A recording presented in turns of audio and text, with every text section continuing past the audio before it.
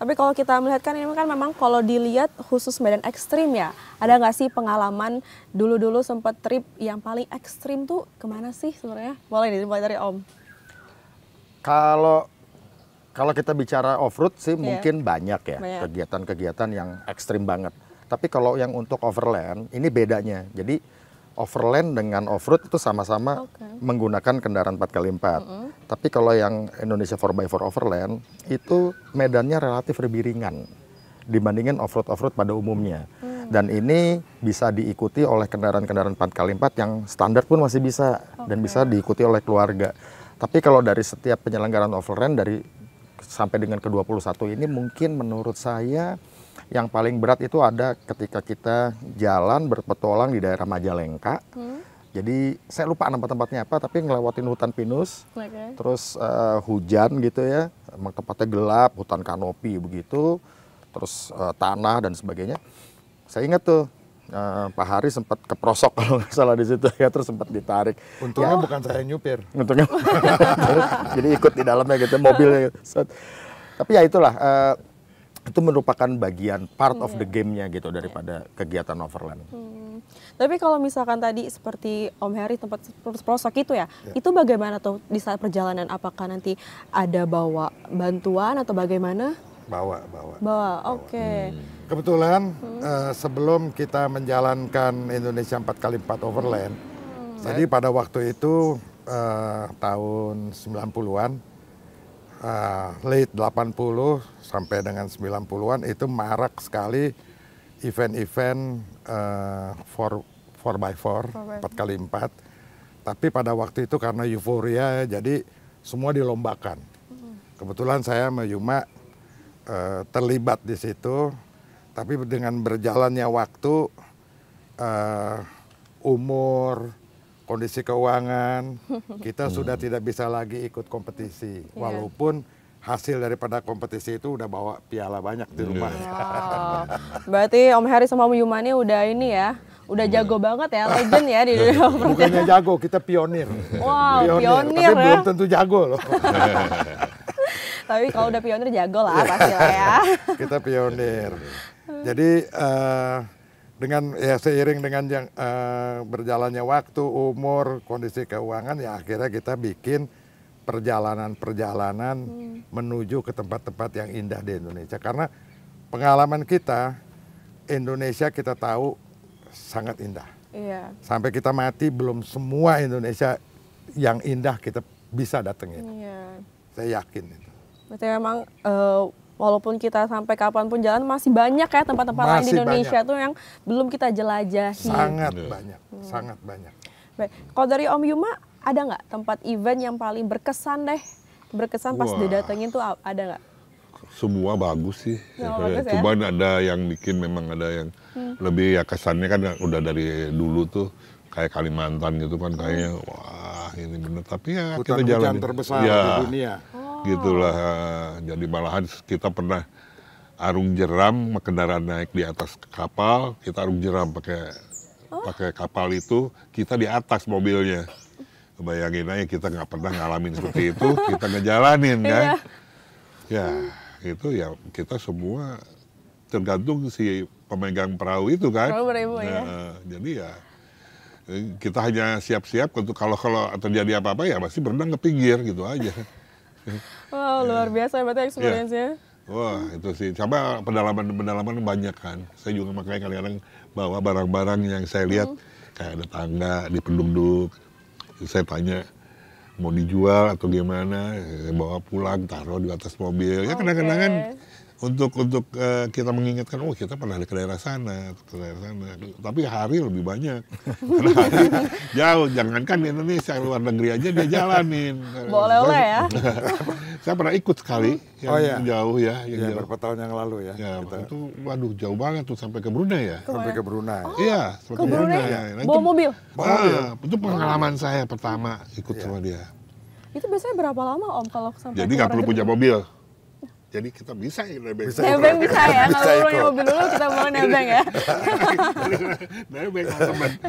Itulah kejadian saya nebeng sama teman. Ya udah, ngerasain lah sampai Brunei. Oh luar Jadi biasa. kita, Kalau sampai ke Brunei itu biasanya berapa lama Om perjalanannya? Saya pernah bikin perjalanan 66 hari. 66 hari, wow. 66 hari. 2 Jadi bulan lebih ya? 2 bulan lebih.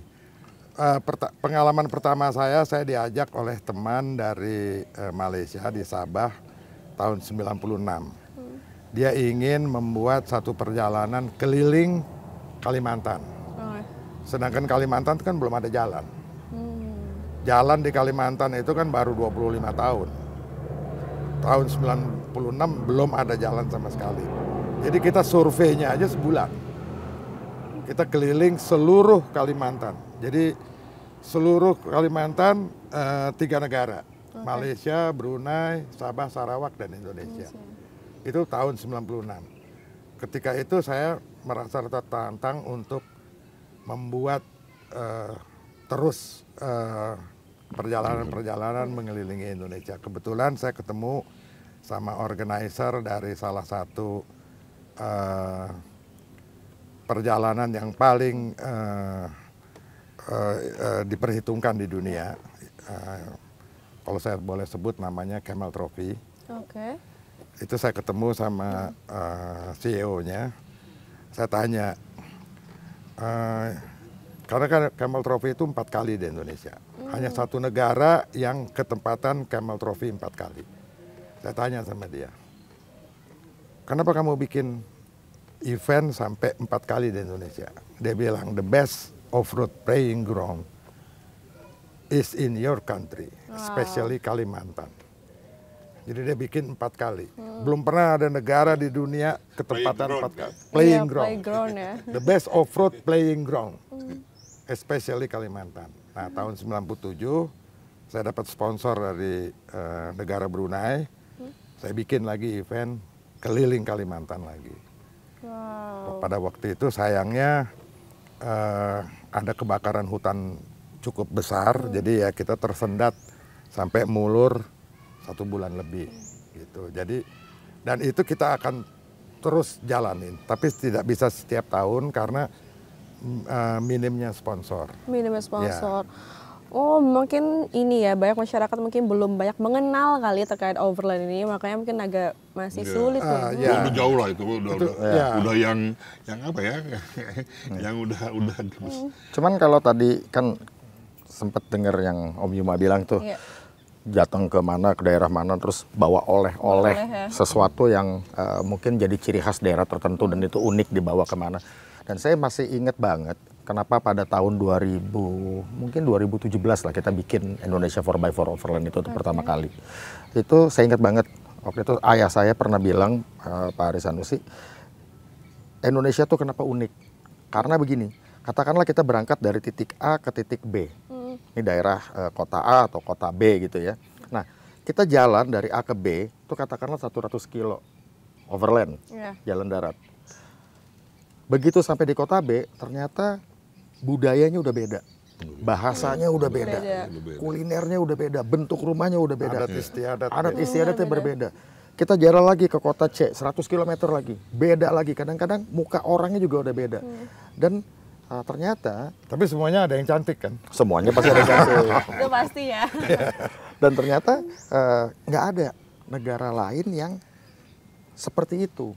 Jadi mungkin ada di Eropa ya. Di Eropa kita jalan 100 kilo, bahasanya beda. Tapi udah negara lain. Udah negara lain.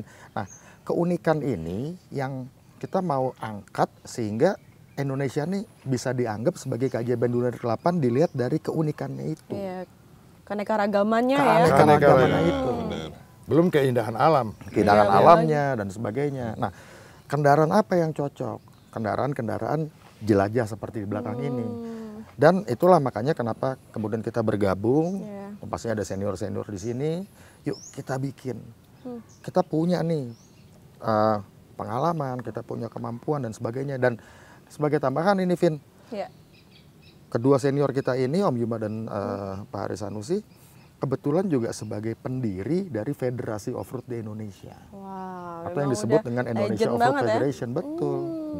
Makanya udah cukup nih kita bikin nih di tahun 2017, yuk kita bikin, kita jalankan sama-sama. Berarti kalau mungkin kalau kita lihat balik lagi ke awal bikin ya, apa sih sebenarnya tantangan sebelum bikin Indonesia 4x4 Overland ini? Ada nggak sih tantangannya? Tantangannya yang jelas sih, kalau dukungan bagus, karena dari federasi juga bagus ya. Kita juga terima kasih banget dengan Indonesia Off-Road Federation. Kebetulan saya juga pengurus di dalamnya dan kedua senior kita ini juga sebagai pendirinya. Dukungannya bagus. Tapi bagaimana mengconvince orang-orang bahwa kegiatan ini bermanfaat buat mereka, cukup aman dan menarik. Nah itu yang untuk di awal-awal saya ingat banget di 2017 itu pesertanya cuma 7 mobil. 7 mobil ya? Cuma 7 mobil. Karena mereka mungkin ini barang baru nih. Biasanya kan orang taunya off-road. Cuman ini mau kemana, Cak? Mau overland. Overland itu apa sih? Ya kita ngeliat keindahan alam, terus nyobain makanan-makanan khas daerah sini-situ, tapi ngelewatin treknya ya tidak terlalu berat. Wah, ini barang baru nih. Ya udah deh, gue yang nextnya aja deh. Jadi banyaknya begitu. Nunggu dulu ya. Itu baru kemana nih? Ini apa nih? Ini barang baru apa nih? Gitu kan. Nah ya, disitulah challenge-nya. Akhirnya ya kita alhamdulillah sampai dengan di tahun 2025 ini ya sampai yang terakhir tuh kemarin beberapa bulan lalu yang ke-20 akhirnya. Dan pesertanya. Ini yang untuk Indonesia 4x4 Overland 2017. Tapi sebelum itu kita sudah buat walaupun tidak setahun sekali. Karena tergantung daripada sponsor. Tergantung sponsor. Berarti sejak yang 2017, 2018 tadi baru ya rutin setahun itu sekali? Itu baru kita bikin setahun ada 3 kali dan baru kita canangkan nama ini. Kalau dulu namanya berbeda, walaupun konsepnya hampir sama.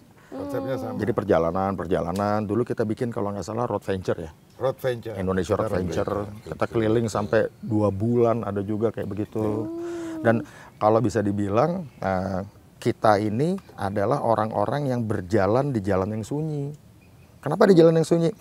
Kalau dilihat mungkin kita bisa mengambil jalan yang benderang gitu ya, untuk menjadi tenar dan sebagainya. Cuman kita malah bikinnya jalan-jalan ngajak orang-orang, terus kita ke pelosok-pelosok dan sebagainya. Masuk keluar kampung, terus ngenalin, yuk di sini ada wayang golek begini, di sini ada cara bikin dodol dan sebagainya.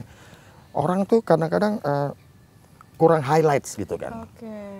Nah, tapi ini justru jalan yang kita ambil yang tidak bikin kita tenar, tapi yang kita yakin Indonesia bisa tenar karena ini. Baik. Gitu. Nah, kalau selama perjalanan ini kan banyak memperkenalkan lah ya budaya dan juga destinasi dari Indonesia. Apakah pernah berkolaborasi mungkin dengan pemerintah, Om?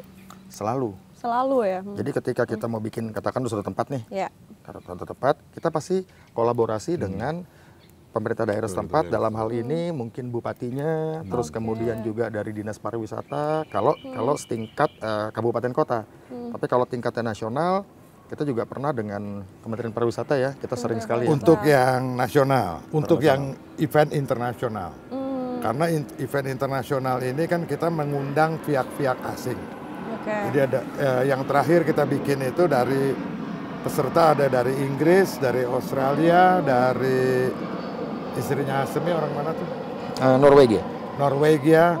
Nah, kita waktu itu meminta dukungan dari Kementerian Pariwisata. Walaupun kita cuma dapat dukungan sebagai sebuah kertas.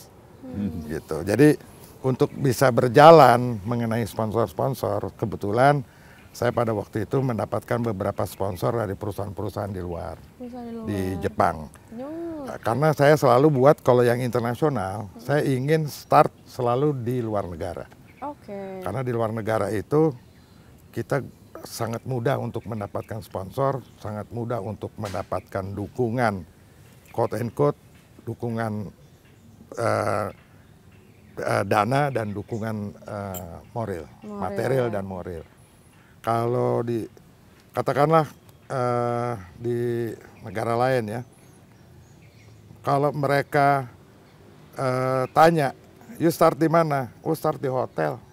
Kenapa jelek benar startnya di hotel? Kita nggak punya uang. Biasanya Kementerian Pariwisata sana, dia support 100%. Padahal beberapa kali kita bikin event di satu tempat, 3 jam kemudian sudah masuk ke Indonesia. Jadi cuma start aja. Cuman mereka pintar lah. Mereka panggil wartawan hampir dari seluruh Asia, dia bilang, lihat negara kita hebat, semua datang ke Indonesia. Nah itu cara memasarkan pariwisata yang cukup bagus Cukup menurut bagus saya. ya.